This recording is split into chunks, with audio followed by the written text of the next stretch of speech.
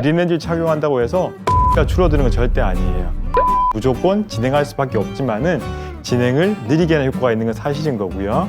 드림렌즈 이외에도 진행을 억제할 수 있는 것들이 있기 때문에 안과를 방문하셔가지고 상담받아 보시면 좋을 것 같아요.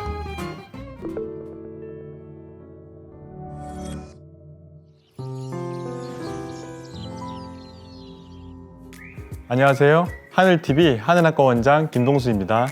안녕하세요. 하늘안과 상담실장 이정민입니다. 반갑습니다.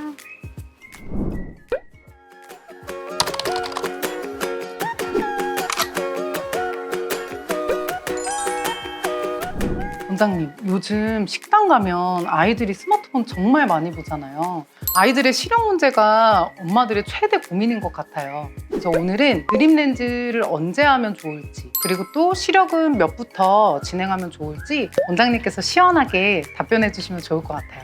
드림렌즈라는 게 과연 어떤 효과가 있는 걸까요? 드림렌즈는 보통 8시간 정도 야간에 착용한 채로 주무시게 되면 다음 날에는 안경을 쓰지 않고도 일상활동이 가능한 1.0의 시력을 볼 수가 있어요.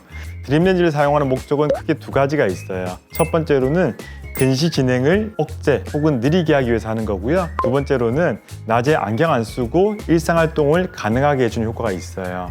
드림렌즈로 각막을 눌러주게 되면 안구 성장을 일부 억제하는 효과가 있기 때문에 근시 진행을 어느 정도 늦출 수 있다는 보고들이 많이 있고요.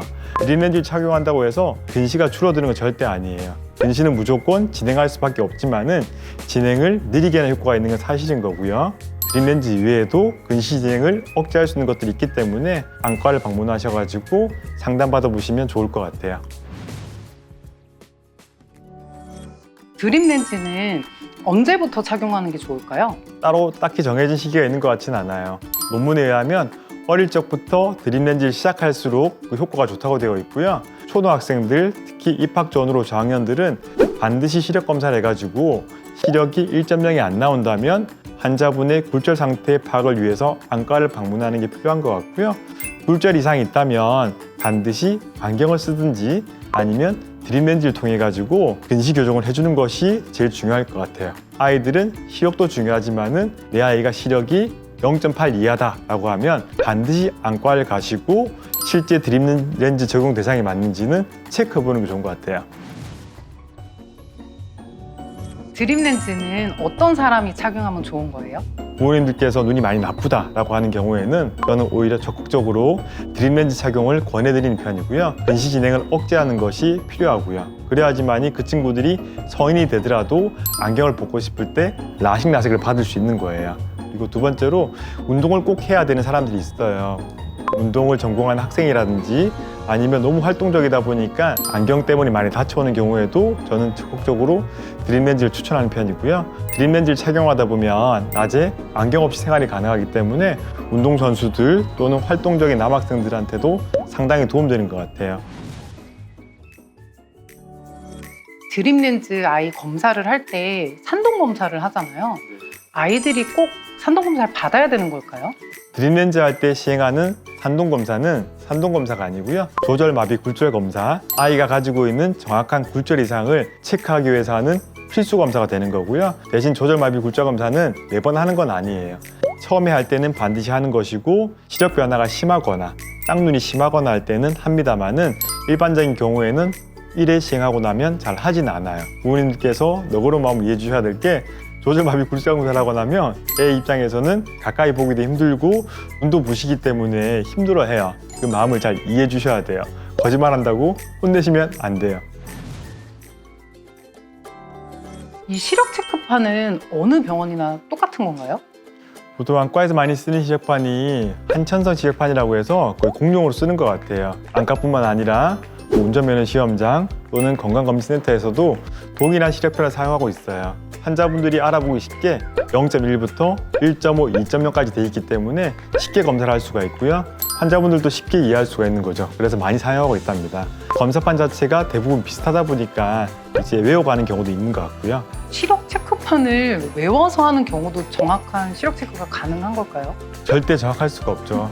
이 시력판에는 보면 숫자로 되어 있는 것도 있고요. 란돌트 골이라고 해서 C자 모양으로 되어 있는 것도 있고요. 뭐 그림도 있고요. 왠지 이 사람이 숫자를 외우고 있다는 느낌이 든다면 란돌트 고리를 이용해가지고 구멍이 어디 열렸는지 볼 수가 있어요. 그 부분도 체크를 해서 하기 때문에 안과에서 하는 시력 검사는 거의 정확하다고 보시면 되고요. 말씀드렸다시피 가끔 그런 경우가 있어요. 정말 나는 시력 검사를 해서 이 시력 기준을 통과해야 될 경우도 있을 것이고요. 요즘 많이 없어졌습니다만은 예전에는 군대 가기 싫어가지고 잘 보이는데도 안 보인다는 친구도 있었어요.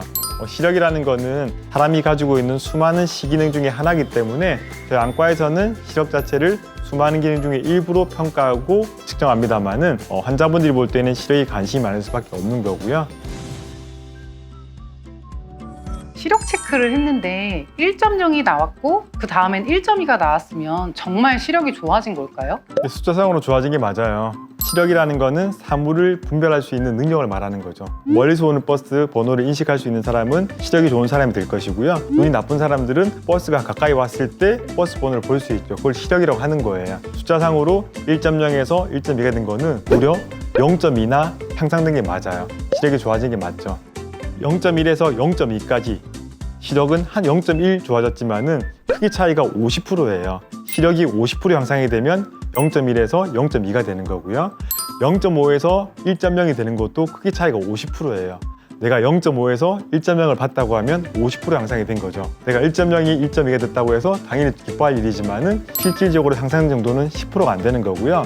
0.1에서 0.2가 됐다. 아직 0.2 나쁜 애라고 생각할 게 아니라 무려 내 시기능은 시력이 50% 좋아졌구나라고 생각하고 오히려 그게 더 좋은 것 같아요. 1.0 이상의 시력은 아주 정상적인 시력이기 때문에 시력이 높아지는 거에 대해서 크게 연연하지 않으셔도 될 것 같습니다. 네, 오늘은 드림렌즈와 시력 검사에 대해서 말씀드렸어요. 저도 애 키우는 입장에서 드림렌즈에 대해 관심이 많았었고 시력 검사를 언제 해야 될지 고민이 많았었는데 여러분들에게 많은 도움이 되는지 모르겠어요. 저는 많은 도움이 됐을 거라고 생각합니다. 좋은 정보를 많이 얻어가는 것 같아요. 다음에도 또 유익한 정보 저희가 준비해서 찾아뵙도록 하겠습니다. 하늘TV 김동수 원장, 이정민 실장이었습니다. 여러분 안녕. 안녕.